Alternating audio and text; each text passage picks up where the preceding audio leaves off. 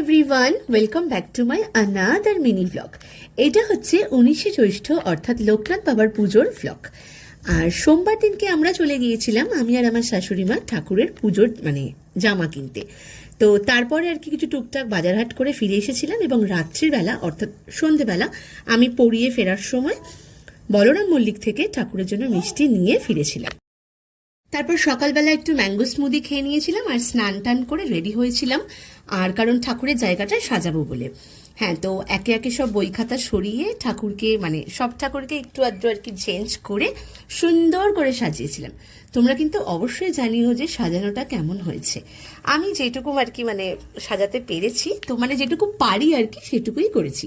তারপর বাবাকে স্নান করিয়ে নিয়েছি। আর এটা হচ্ছে যে ঘরটায় থাকে আর কি, সেই ঘরটাতেই সুন্দর করে সাজিয়েছিলাম। আর এটা হচ্ছে সেই জামা যেটা কিনতে গিয়েছিলাম।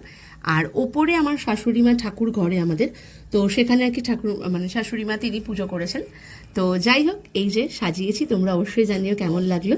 আর সবকটা ফুল জানো তো আমাদের গাছের ফুল, আর ওটা হচ্ছে লিলি ফুল, তো স্পেশাল আর কি দিয়েছিলাম বাবাকে। নতুন জামা পরে বাবাকে কেমন লাগছে অবশ্যই কিন্তু জানিও।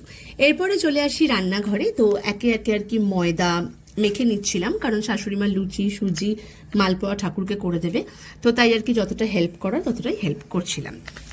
সত্যি কথা বলতে এবার আমি আমার বাড়িতে যেতে পারিনি, কারণ আমার মায়ের শরীর খুবই খারাপ। তো তার জন্য আর কি আমার বাড়িতে আমার মা ভোগ দেন বাবাকে, তো এবার মা কিছুই করতে পারেনি। তো যাই হোক, আমি এখানে থেকে আর কি যতটা যা পেরেছি করেছি।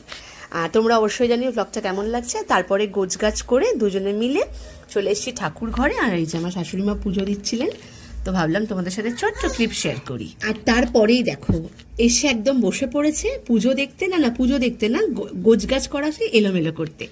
যাকে কি আর করবো, ছোট বাচ্চা এই মেনে নিচ্ছি।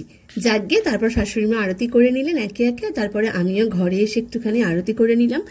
লোকনাথ বাবার পুজো কিন্তু যথারীতিভাবেই প্রত্যেক বাড়িতেই হয়, ছোট থেকে বড় প্রত্যেকেই আর কি কিন্তু বাবার পুজো করে থাকেন। আর আমি আমার লুকটাও শেয়ার করলাম। অ্যাকচুয়ালি নানা কোনো স্পেশাল লুক নয়, জাস্ট এমনি আর কি। এমনিতে প্রচণ্ড গরম ছিল আর খুব টায়ার্ডও ছিলাম। যাই হোক, তারপরে মালপোয়া আর কি ভাজা চলছিল বলে তোমাদের সাথে একটু শেয়ার করলাম। তোমরা কিন্তু অবশ্যই জানিও যে তোমাদের কেমন লাগলো।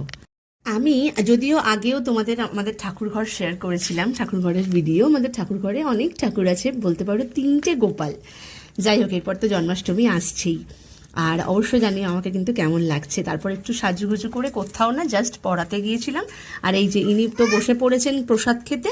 কি করব আর বুঝতে পারছিলাম না, কারণ সবই প্রায় থাবা মেরে মেরে নিয়ে নিচ্ছিল। যাকে ব্লগটা কেমন লাগলো অবশ্যই কিন্তু জানিও। দেখা হচ্ছে পরের ব্লগে। বাই।